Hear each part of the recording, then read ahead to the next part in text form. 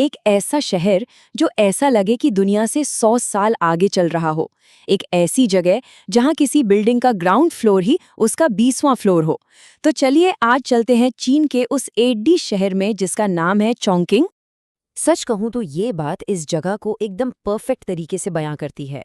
यहाँ आने पर वाकई ऐसा लगता है जैसे किसी साइंस फिक्शन फिल्म के सेट पर आ गए हों, जहाँ फिजिक्स के सारे नियम फेल हो जाते हैं। तो चलिए इसी पहेली को सुलझाते हैं। ये सवाल ही चोंगकिंग के दिल में बसा है और यही वो बात है जो इस शहर को इतना इतना अविश्वसनीय बनाती है। इस शहर को समझने का हमारा सफर एक होटल के कमरे से शुरू होता है और यहीं पर पहली बार एहसास हुआ कि यहाँ कुछ भी वैसा नहीं है जैसा दिखता है। तो हुआ ये कि सुबह सुबह जब होटल के ग्राउंड फ्लोर से बाहर निकले तो सब कुछ एकदम नॉर्मल था। सड़कें, लोग, ट्रैफिक, सब कुछ। लेकिन असली हैरानी तो तब हुई जब उसी बिल्डिंग की 12वीं मंजिल पर गए और वहां क्या देखते हैं कि वहां भी एक बिल्कुल अलग सड़क है जिस पर गाड़ियां चल रही हैं।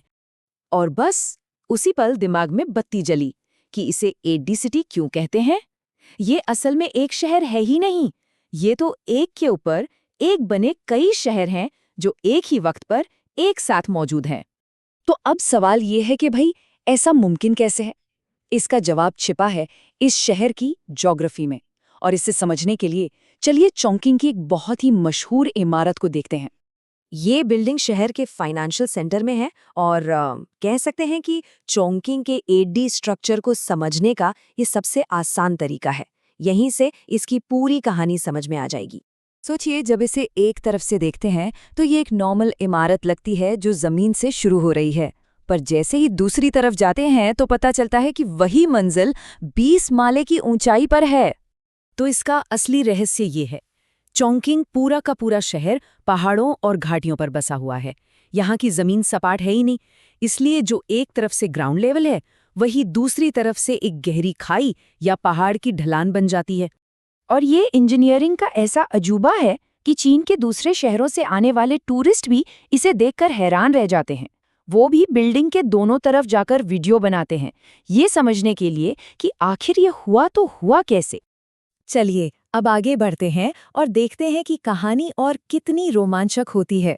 अब जब हम बेसिक कॉन्सेप्ट समझ गए हैं तो चोंगकिंग की इंजीनियरिंग के कुछ और शानदार उदाहरण देखते हैं। तो पहला अजूबा है एक मेट्रो लाइन जो सीधे एक रिहायशी बिल्डिंग के आर पार निकल जाती है। जी हाँ, बिल्डिंग के बीच से। तो ये काम कैसे करता है? देखिए, नीचे की मंजिलों पर दुकानें हैं, बीच में 6ठी से 8वीं मंजिल पर एक पूरा का पूरा मेट्रो स्टेशन है और ऊपरी मंजिलों पर लोगों के घर हैं। और सबसे कमाल की बात, एक बहुत ही एडवांस साउंड इंसुलेशन सिस्टम की वजह से अंदर रहने वालों को ट्रेन की आवाज तक नहीं सुनाई देती। अब चलते हैं दूसरे चमत्कार पर, एक ऐसा एस्केलेटर जिसका साइज यकीन करना मुश्किल है। इसकी लंबाई है 112 मीटर, जो इसे पूरे एशिया का सबसे गहरा एस्केलेटर बनाती है। ये आपको लगभग 20 मंजिला इमारत के बराबर नीचे ले जाता है। सच में इस पर उतरते हुए ऐसा ही महसूस होता है जैसे धरती के केंद्र की ओर जा रहे हों।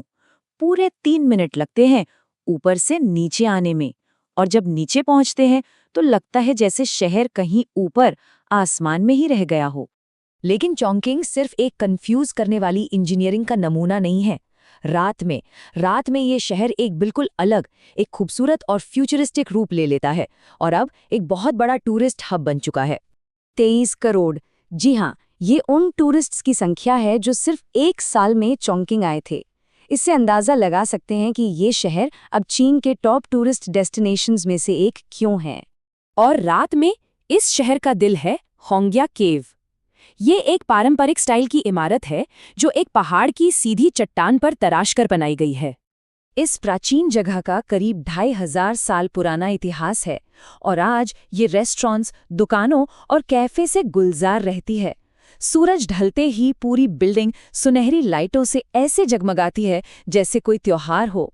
जब होंग्या केव अपनी सुनहरी रोशनी में चमकता है और उसके पीछे चोंगकिंग की पूरी स्काईलाइन जगमगा रही होती है तो वो नज़ारा सच में भुलाए नहीं भूलता।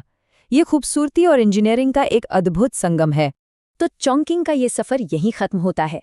एक ऐसा शहर जो हर मंजिल पर एक नया नज़ारा दिखाता है, अब सवाल यही है, क्या ऐसे शहर में रहना एक रोमांच होगा या एक बहुत बड़ी चुनौती?